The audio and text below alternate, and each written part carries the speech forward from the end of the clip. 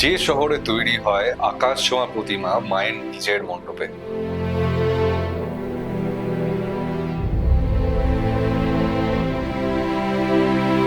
যেখানে থিম যাই হোক, মায়ের সাজ কিন্তু থাকে সাবেকি।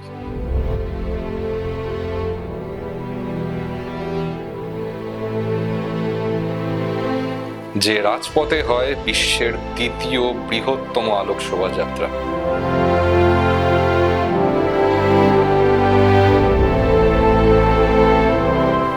আমরা তুলে ধরতে চলেছি সেই সব নক্ষত্রদের কথা যাদের ছাড়া এই পুজোটা পুরোই অসম্ভব।